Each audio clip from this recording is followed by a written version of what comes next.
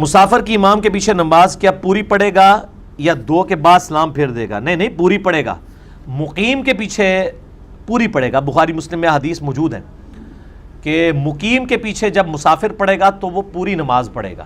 ہاں مسافر کے پیچھے مقیم پڑھے گا جب، تو مسافر 2 پڑھ کے امام سلام پھیر دے گا، اور مقتدی جو ہیں وہ آخری 2 رکعتیں جو ہیں وہ پوری کر لیں گے. اور وہ آخری 2 رکعتیں اسی طریقے سے پوری کریں گے جس طرح 4 کی آخری 2 کی جاتی ہیں. یہ نہیں ہوگا کہ ثنا پڑھیں گے. یہ تو ہمارا طریقہ ہے.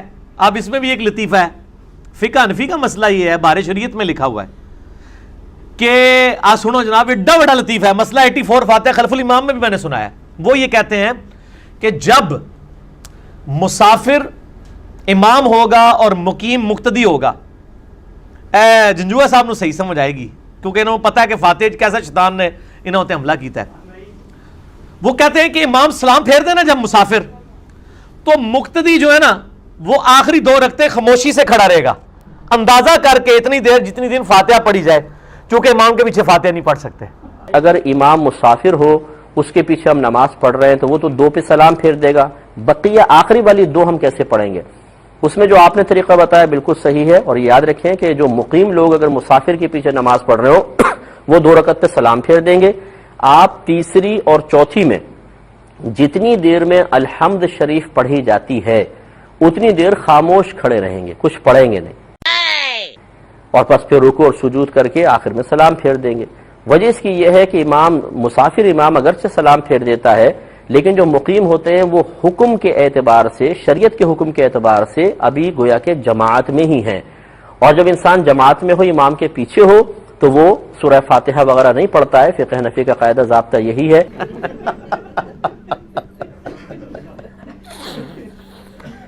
مقیم مقتدی مسافر امام کی اتباع میں 2 نہیں پڑھیں گے، وہ پوری 4 پڑھیں گے. اب 4 پڑھنے کا طریقہ کار کیا ہوگا کہ پہلی اور دوسری رکعت جو امام کے ساتھ پڑھی ہے مسافر امام کے ساتھ، تو اس میں اس نے قرات کی، پہلی میں دوسری میں قرات کی، اس نے سلام پھیر دیا.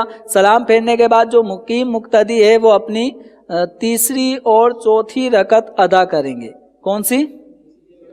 اب تیسری اور چوتھی رکعت ادا کرنے کا طریقہ یہ ہوگا کہ یہ مقیم مقتدی یہ تیسری رکعت میں قیام میں کھڑے ہوں گے، سورہ فاتحہ نہیں پڑھیں گے، زبان سے نہیں پڑھیں گے. جتنی دیر سورہ فاتحہ پڑھنے میں لگتی ہے، سورہ فاتحہ پڑھنے میں جتنا ٹائم لگے گا اتنا ٹائم وہ قیام کی حالت میں چپ کھڑے رہیں گے.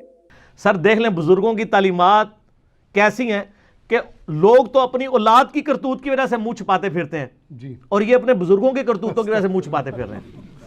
دیکھ لینا کہتے یار کی لکھ کے گئے رہے یار یہ کے لکھ چھڑیا نے. پھر تیسری رکعت کے بعد چوتھی رکعت کے لیے کھڑا ہوگا اور اس میں بھی ہاتھ باندھ کے بغیر کچھ پڑھے سورہ فاتحہ پڑھنے کی مقدار وہ چپ رہے گا. اس کے بعد میں پھر وہ رکوع سجود کی تسبیح کر کے اتحیات درود شریف دعا پڑھ کے سلام پھیر دے گا. تو جو مقیم مقتدی ہے مسافر امام کے پیچھے جس کو اب تیسری اور چوتھی رکعت ادا کرنی ہے تو وہ تیسری اور چوتھی رکعت میں قراءت نہیں کرے گا. او امام سلام پھیر کے جوتیاں پا کے بھی ٹوٹ گیا.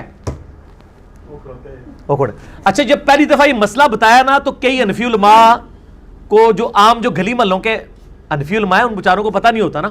مجھے لوگوں نے آگے کہا کہ جی ہم نے نا گلی محلے کے علماء سے پوچھا، ان کا یار ایڈی فضول گالتے نہیں لکھی ہو جیسی. کہتے ہیں نہیں، میں نے کہا یار انجینئر صاحب نے بیان کیا ہے، آپ مطلب کوئی مطلب یہ اپنے بڑے علماء سے پوچھیں. کہتے ہیں جب بڑے علماء سے پوچھا انہوں نے کہا نہیں جی وہ اس طرح ہی ہے مسئلہ. اچھا جدو انہوں نے کیا نا وہ پھر گل صحیح ہوگی، 5 منٹ پہلے تک فضول سی پھر ٹھیک ہوگی. یہ اتنے لطیفے ہوتے ہیں، یقین کریں. یہ ابھی ایک اسکول ٹیچر ہے اسلام آباد میں، وہ بڑے لینڈ لارڈ ہیں، ٹیچری وہ یعنی ٹیچنگ کی فیلڈ انہوں نے شوقیہ اڈاپٹ کی ہوئی ہے، پیچھے سے فیصلہ آباد کے رہنے والے ہیں. وہ کہتے ہیں میرے ایک دوست اس نے یوٹیوب پہ آپ کے لیکچر دیکھے، مسئلہ 70B رفع الیدین والا، اس نے رفع الیدین شروع کر دیا. اور کہتے ہیں ہمارا گاؤں گڑھ تھا، کہتے ہیں کہ جی وہ ادھر تو شور مچ گیا جی، انہیں رفع الیدین شروع کرتا ہے وہ تو گمراہ ہو گیا، یہ ہو گیا. کہتے ہیں انہوں نے باقاعدہ علماء نے مجھے فون کیا کہ آپ چونکہ گاؤں میں اثر و رسوخ رکھتے ہیں تو یہ ہماری تو کوئی نہیں سن رہا، آپ اسے آ کے سمجھائیں. ہم تو اس کو بڑے بڑے مفتیوں کے پاس لے کے گئے ہیں. اچھا یہ ٹیچر وہ جو ہے انہوں نے مجھے خود واقعہ سنایا, کہتے ہیں کہ میں نے ہی آپ کے لیکچر اس کو ریفر کیے ہوئے تھے, لیکن رفع الیدین میں خود بھی کوئی نہیں کرتا تھا. کہتے ہیں اب میں تذبذب میں پڑ گیا کہ میں اس کو تب سمجھاؤں جب مجھے خود بھی علم ہو. کہتے ہیں میں نے جب 70-20 سن لیا نا, تو کہتے ہیں میں مسجد میں گیا نا, تو میں نے بھی جا کے رفع الیدین شروع کر دیا. جڑا بندہ سمجھانا آیا سی وہ پیچھے ہی گمراہ ہو کے آ گیا.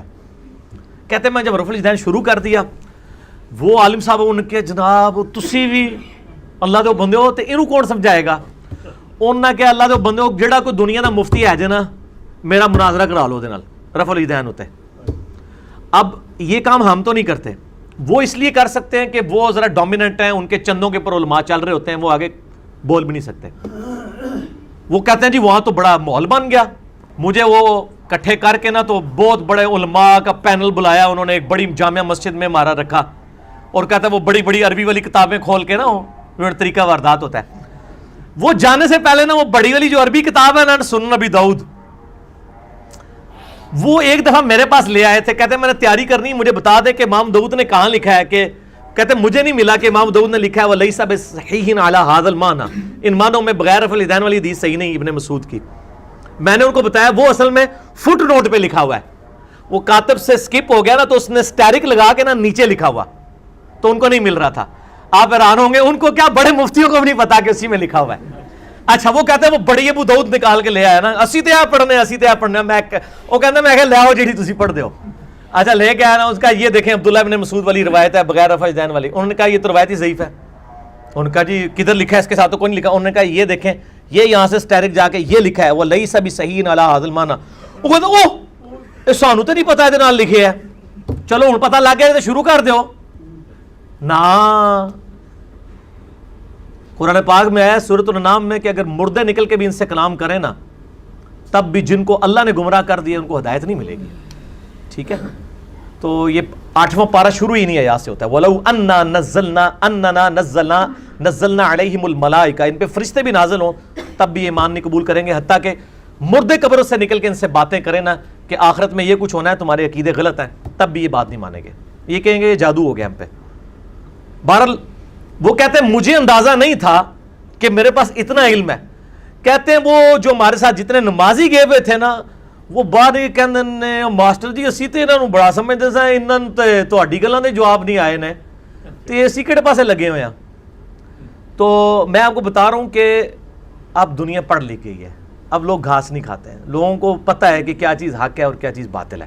اللہ کے فضل سے یہ سچائی پھیل رہی ہے, آپ کمٹمنٹ کے ساتھ کرتے جائیں.